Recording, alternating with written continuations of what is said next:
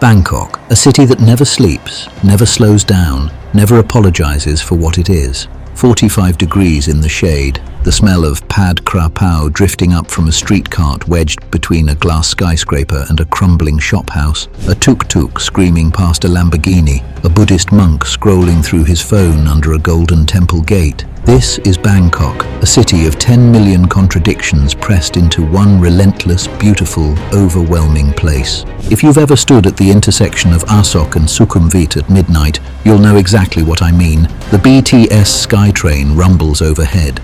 Below you, the street is alive. Vendors, backpackers, office workers, tourists, street dogs, entire families on a single motorbike. The neon doesn't stop. Bangkok doesn't stop.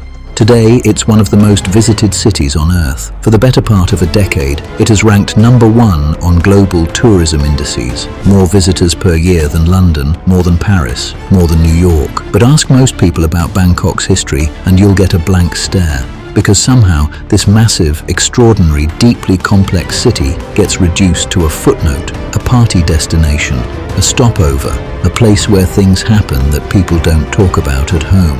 That's the story we're going to tell today, the real story. From a muddy trading village on a bend in the river to the glittering megalopolis it became, from kings and conquerors to coups and crises, from the grandeur to the grief, all of it. Let's go back, way back. Before Bangkok was Bangkok, there was almost nothing here. The land along the lower Chao Phraya River was flat, marshy, and prone to flooding. Small fishing communities existed along its banks, but nothing remarkable. The first permanent settlement of note was a small customs post on the western bank. The locals called it Bang Makok, roughly translated as the place of olive plums. That name would eventually be compressed, anglicized, and exported to the world as Bangkok. But the city's real origin story doesn't start with a fruit, it starts with catastrophe. In 1767, the ancient Siamese capital of Ayutthaya was destroyed. For over 400 years, Ayutthaya had been one of the most powerful and cosmopolitan cities in all of Southeast Asia. At its peak, it was home to over 1 million people, larger than London at the time. Its temples were gilded, its trade routes stretched to Japan, China, India, Persia, and Europe. It was, in every sense, the heart of the Siamese world. And then the Burmese came. The Burmese army laid siege to Ayutthaya in 1766. After 14 months, the city fell. What followed was not just a military defeat, it was an erasure. Temples were torn down, the royal palace was burned, thousands were killed or taken as slaves. Centuries of art, manuscripts, and cultural memory were reduced to ash. The Siamese kingdom, one of the great powers of Asia, was shattered. It took a single man to begin putting it back together. His name was Thaksin, a military general of Chinese Siamese descent. He escaped the fall of Ayutthaya with a small force of soldiers. Within months, he had rallied the surviving Siamese and begun pushing back. Within 4 years, he had reunified most of what had been Siam under a new capital, Thonburi, on the western bank of the Chao Phraya. A broken civilization pieced back together by the sheer force of one man's will. But Thaksin's story ends in shadow. By the late 1770s, accounts suggest he was becoming increasingly erratic, descending into a kind of religious mania, claiming divine status, ordering monks to prostrate before him. Whether this was genuine mental illness or a manufactured accusation by his enemies, we cannot know.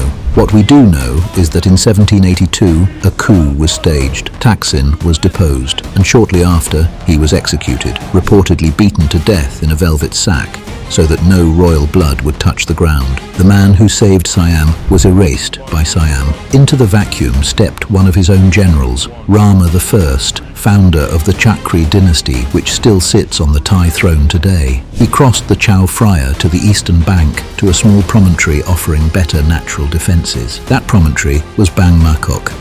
The city he built there, beginning in 1782, would become Bangkok. He called it something else, of course. The full ceremonial name of Bangkok is the longest place name in the world. In Thai, it begins Krung Thep Mahanakon, the City of Angels, and continues for another 160 syllables. Thais simply call it Krung Thep. Bangkok, like so many things in this part of the world, was never quite what outsiders assumed it to be. Rama I rebuilt what Ayutthaya had lost. He constructed the Grand Palace. He built Wat Phra Kayu to house the kingdom's most sacred object. He dug canals, klongs, that served as the arteries of a city essentially built on water. Bangkok in the early 19th century was a floating city, a Venice of the East, where people lived on houseboats and travelled by canal rather than road. But the 19th century would bring pressures that no amount of palace building could fully contain. By the mid-1800s, the great game of European colonialism was in full swing, and Siam was surrounded. The British had taken Burma, the French were pushing into Vietnam, Cambodia and Laos. Every neighbouring kingdom was being absorbed into European empires. The Siamese knew exactly what was at stake. They had watched Ayutthaya burn. They were not about to let that happen again. The kings of this era, Rama IV, known in the West as Mongkut, and his son Chulalongkorn, pursued aggressive modernization and careful diplomacy.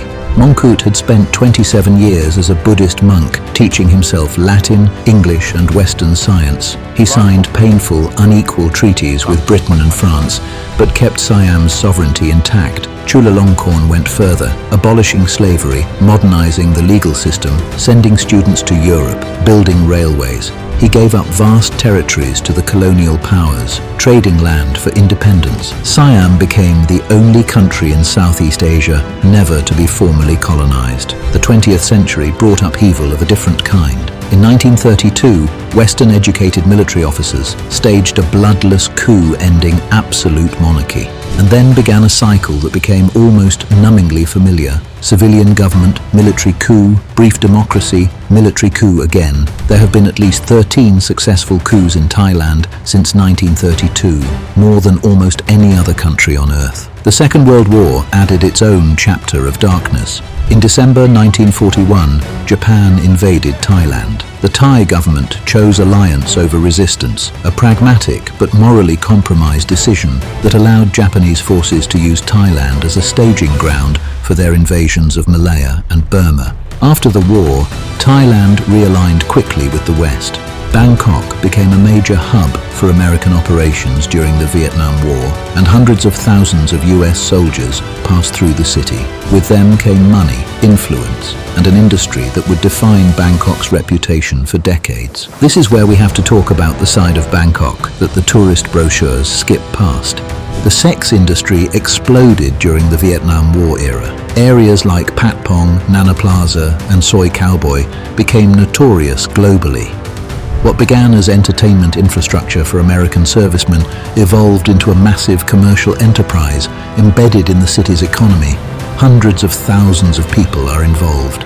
Many are driven by poverty, by debt, by family obligations in cultures where children are expected to support their parents. Some are trafficked, some exploited in ways the law has been slow to address, partly because powerful interests have always preferred it that way. It would be wrong to reduce Bangkok to its red light districts, but it would be equally dishonest to pretend they don't exist or that they arose from nowhere. They are the product of geopolitics, economics, inequality, and a particular kind of Western demand that has never fully reckoned with itself. Bangkok is both victim and beneficiary of this history, and the city holds that tension without resolution, the way cities often do. There are other shadows too. Bangkok's growth was extraordinary and chaotic.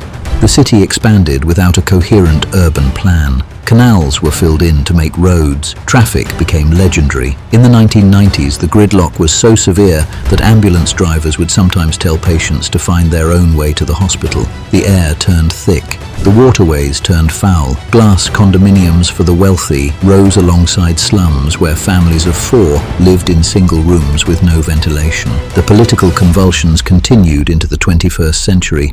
The 2006 coup removed Prime Minister Thaksin Shinawatra, splitting Thailand into a crisis that dragged on for years, red shirts versus yellow shirts. Bangkok as the stage for protests and crackdowns. In May 2010, the military crackdown on protesters left over 90 people dead. The central business district looked like a war zone. It was a rupture that revealed something the tourist industry had always tried to paper over, that beneath the warmth and the beautiful temples, Thailand was a country with deep, unresolved fractures. Questioning the monarchy remains illegal under lèse majesté laws, some of the strictest in the world.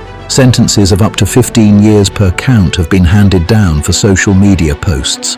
It is a law that chills dissent in ways that are difficult to fully comprehend from the outside. And yet, Bangkok endures. Bangkok thrives. The food culture alone could justify a documentary series. Thai cuisine, perfected over centuries, available on every corner, at every hour, at every price point. A bowl of boat noodles for 30 baht from a vendor under a bridge. A 12-course tasting menu on the 45th floor of a tower. Both extraordinary. Both Bangkok. The temples. Wat Pho, with its massive reclining Buddha 46 meters long and covered in gold leaf. Wat Arun rising from the river like something from a fever dream, its towers encrusted with fragments of Chinese porcelain.